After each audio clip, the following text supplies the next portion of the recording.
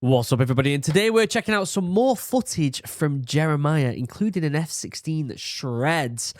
Jeremiah's channel is very impressive. I've actually really enjoyed watching some of his footage here on the channel. He's at 471,000 subscribers. If you're not subscribed, there will be a link down below to the original video. Make sure you go support the original video, give it some like, give it some love, give it a subscribe, give it all that good stuff that helps with that mysterious YouTube algorithm.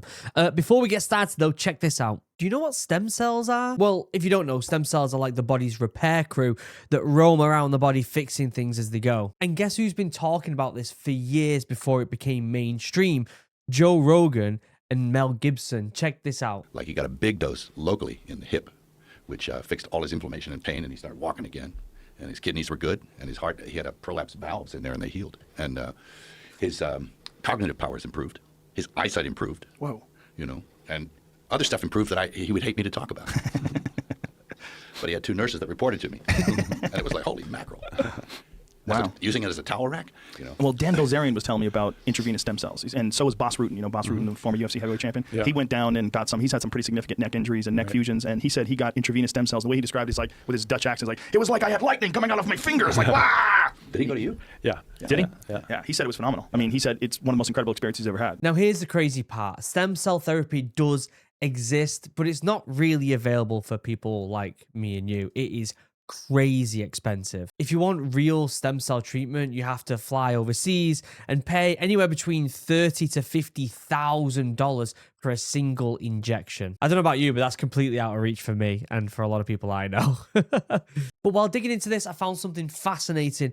There is a natural way to help your body's stem cell activity, and it comes from something you probably don't expect.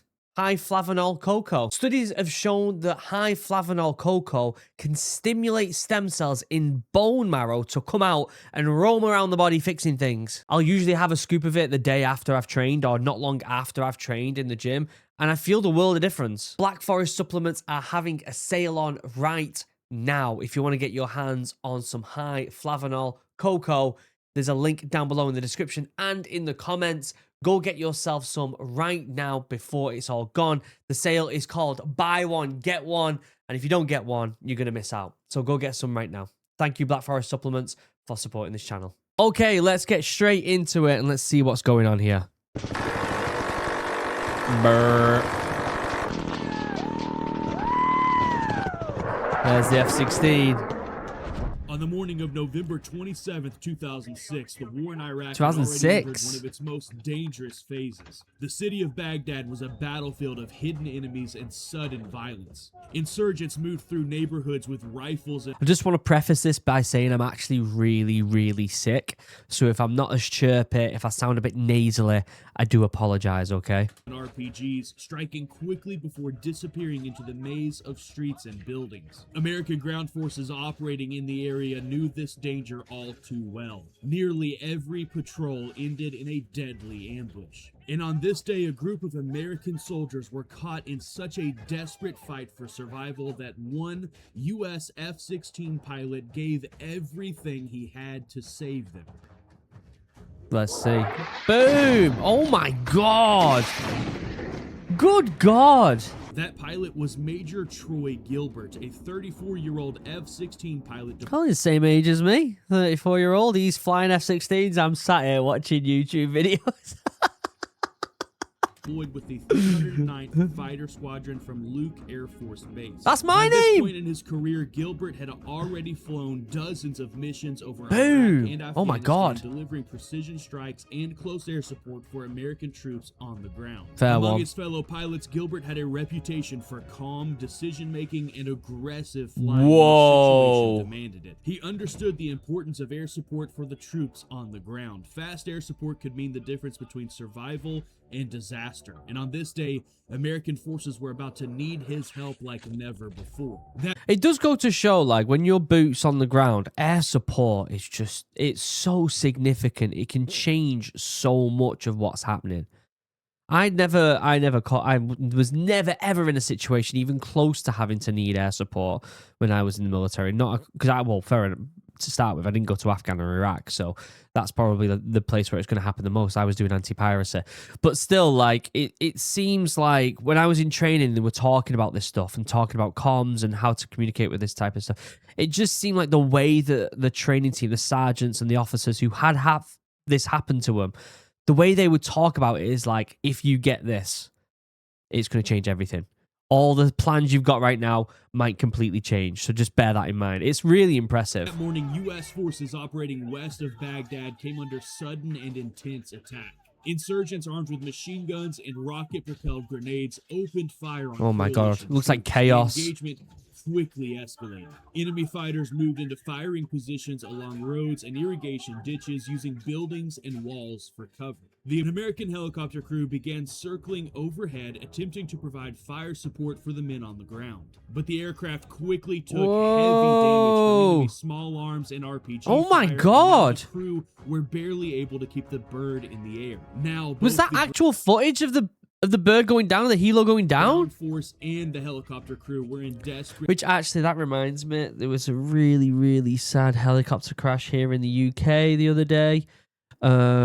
Multiple people lost their lives, including one individual who was the only Royal Navy commando female. She was quite the spark on social media and was quite a massive advocate when it comes to women being in the military, especially as a Royal Navy officer earning a green lid. And unfortunately, she lost her life along with a bunch of other people. And it's so, so sad. If you haven't looked into that news, it's just absolutely heartbreaking. So, yeah. need of immediate air support. Thankfully, Major Troy Gilbert was already in the air. His aircraft was a General Dynamics F-16 fighter Falcon, carrying a typical close air support loadout made up of... What do we know about the longevity of the F-16? Now that we've got the F-35, we've got the F-47 in production, we've got the F/A-XX in production. The F-16 seems to be one of them where it's probably going to be around for another at least, 10, 15, 20, maybe even 30 years. If anyone's got any information on the plan for the F-16, I think the F-15 will probably go before the F-16. And then it'll probably be the F-18 when FA-18 when the F/A-XX comes into place. Or there'll be a long transition there. But if anyone's got information on that, let me know in the comments. This 20mm M61 Vulcan cannon, precision-guided bombs, and air-to-air missiles for self-defense. The F-16 was not designed primarily for low-altitude strafing. That role belonged to aircraft like the A-10 Warthog. Yeah. But F-16 pilots routinely performed this type of close air support when troops needed immediate help. That's the thing. These pilots, if troops need the help, if there's boots on the ground, they're like, we're really stuck. These pilots are going to do it.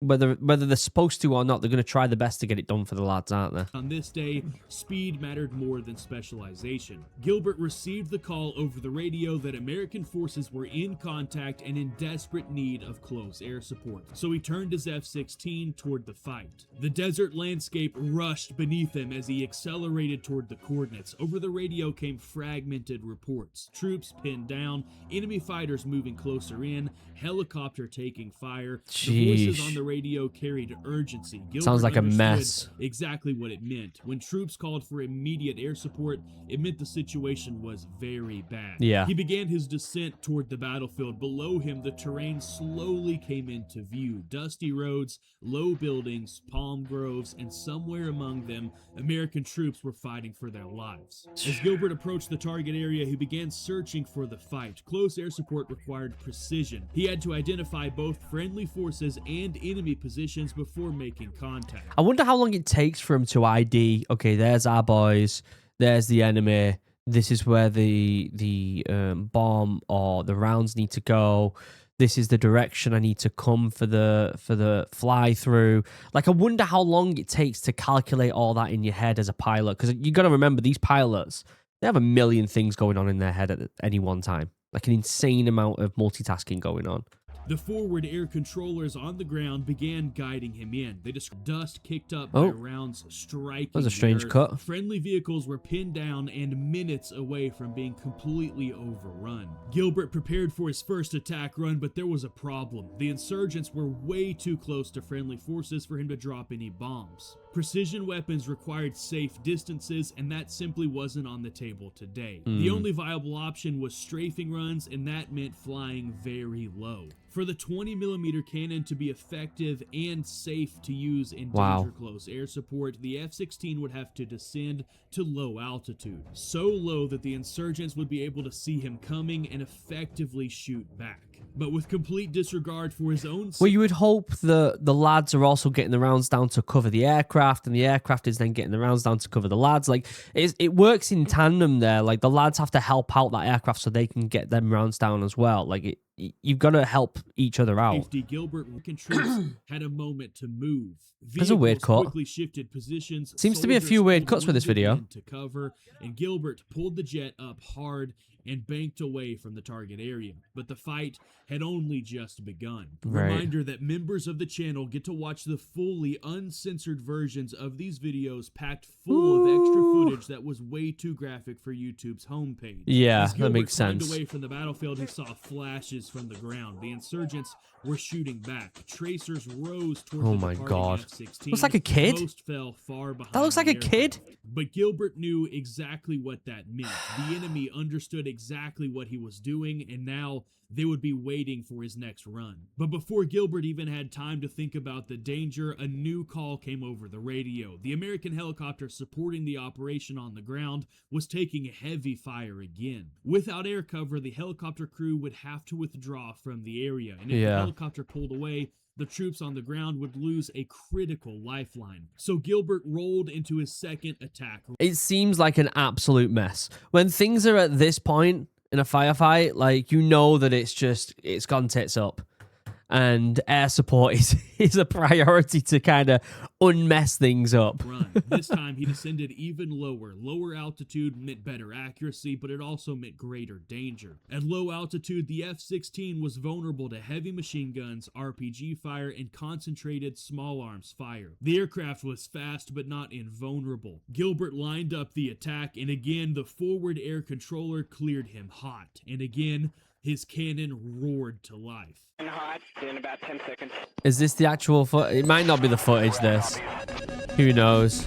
Because he's not flying in low here. Woo!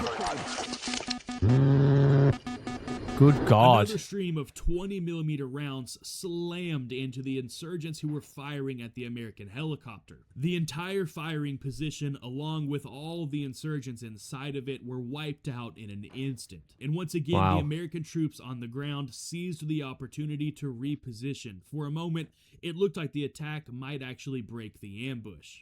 Gilbert pulled off from his second strafing run and began another turn back toward the battlefield. He could see movement again. Insurgents were regrouping, returning fire, and trying to pin the Americans down once more. The helicopter crew reported continued enemy fire, and the ground force still needed protection. I do wonder how much of the footage they show is just kind of like footage to give you a visual representation of the story and what is actual real footage from that event itself. Do you get what I'm saying? Like, I don't know whether this is that event. Gilbert made the difficult decision to continue attacking despite the danger. Each pass required him to descend into the danger zone. Each pass increased the risk, but pulling away too early could leave the troops exposed. So he rolled the aircraft back into position, another dive, another strafing run, another burst of cannon fire. By now, the enemy insurgents were fully alert. Weapons tracked the incoming jet, and tracers began rising sooner than before. The enemy was ready, and on the next pass, the danger would reach its peak. As Gilbert began yet another low-altitude attack run, the battlefield rushed toward him faster than ever. But as Gilbert pulled the aircraft out of the dive, something went wrong. The soldiers on the ground saw the F-16 suddenly lose stability. Instead of climbing smoothly away from the target area, the aircraft began to wobble. Moments later, smoke appeared behind the jet. Something had hit the aircraft. The exact cause has never been determined with absolute certainty, but investigators later later concluded that the aircraft was most likely struck by heavy machine gun fire during the low-altitude strafing run. At the altitude Gilbert had been flying, the aircraft was well within range of insurgent weapons. Even a small amount of damage at high speed could be catastrophic. Inside the cockpit, Hopefully Gilbert got not out. only had seconds, the aircraft entered a steep descent. There's some weird cuts in this video, and I think maybe there's something to do with the footage, and he's had to cut it so that it doesn't get demonetized or something, because you have to be careful with this type of footage, don't you? From the ground, the American soldiers watched as the F-16 plunged toward the earth. The aircraft struck the ground at high speed just west of Baghdad. Did he get out? The explosion sent a column of smoke. Controllers confirmed the worst. One of their own had just gone down, but the fight on the ground was not over yet. Did he die then? Still needed support. It didn't say whether he ejected or not, which I'm presuming he didn't. Other aircraft quickly moved into the area to continue the mission Gilbert had started. The insurgent attack was eventually broken, and due to Major Troy Gilbert's incredible bravery, the American forces survived the ambush. Wow. Scattered across farmland. So he west died of then, I'm Baghdad. sure. The crash site was deep inside insurgent-controlled territory, and reaching it would require a major ground operation. What's with the Commanders music? had to weigh the risk. Sending troops into the area could mean another deadly fight. For the moment, the wreckage remained where it had fallen. Major Troy Gilbert was officially listed as killed in action. Oh, that Body not sucks. recovered. Body not recovered as well? Oh my god, that's heartbreaking, But no isn't one it? intended to leave him behind for long. Within days of the crash, intelligence efforts began. American forces gathered information about the crash site. Surveillance action far more complicated. Recovery would now depend on intelligence rather than immediate action. Months passed, then years. American intelligence agencies continued searching for information about Gilbert's remains. Tips surfaced That's from really detainees sad. and informants. Some reports proved unreliable. Others led investigators. I wonder if the insurgents got to the aircraft before friendly forces did then, if that's the case. Because when stuff like that happens, they rush. They rush to get everything they can. Closer to the truth. Throughout this time, Gilbert's family endured years of uncertainty. They knew he had died protecting American troops, but they had no grave to visit and no final closure. Nearly a decade after the crash, investigators finally received credible information. Interviews and intelligence reports pointed to a burial site near the crash area. Evidence suggested that local civilians had buried Gilbert shortly after the crash. The information.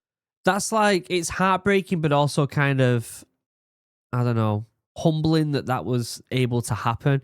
You would hope if they did this and they buried him, that in, years to come, if this area in particular ever becomes a place that isn't hostile, right, that you would hope that family could fly out and visit it one day.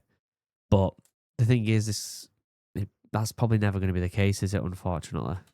Was passed to recovery specialists. Experts from the Defense Prisoner of War Missing in Action Accounting Agency began planning an operation. Oh, they were going to go get him? Simple: bring Major Troy Gilbert home.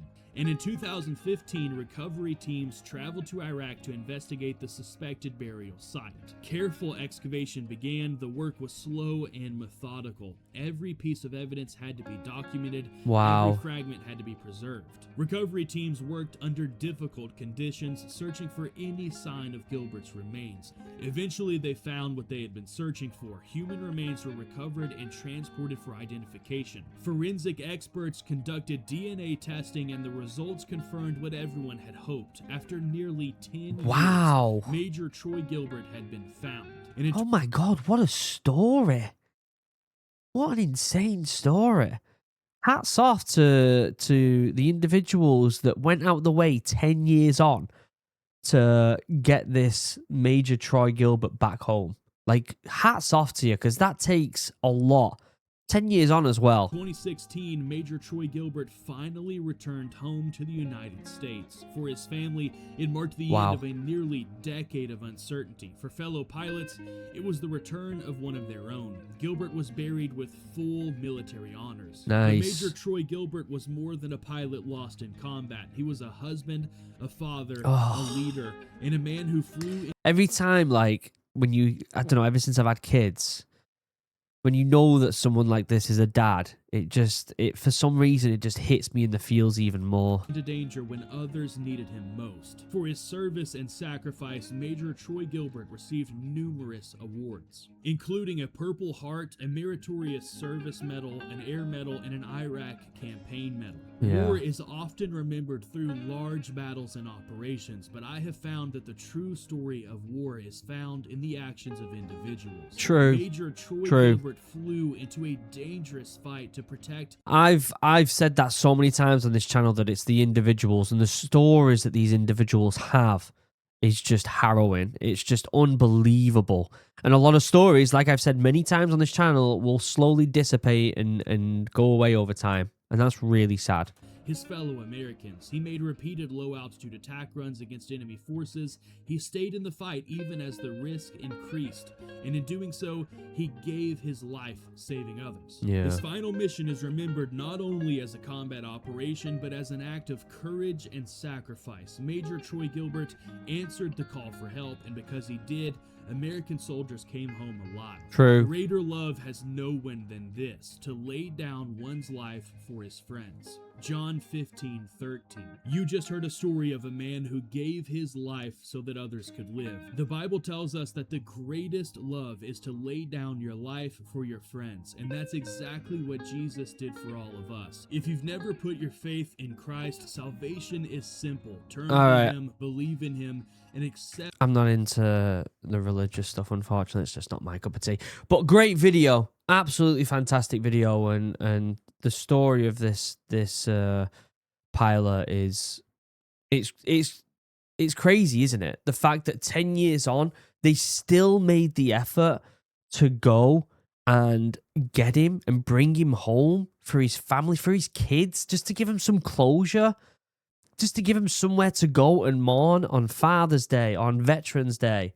It's beautiful, isn't it? Great video by Jeremiah. I've not seen one of his videos where it has cuts like that, so I'm presuming it's something to do with the footage. Maybe he's had some trouble with it and he's had to cut it up a little bit.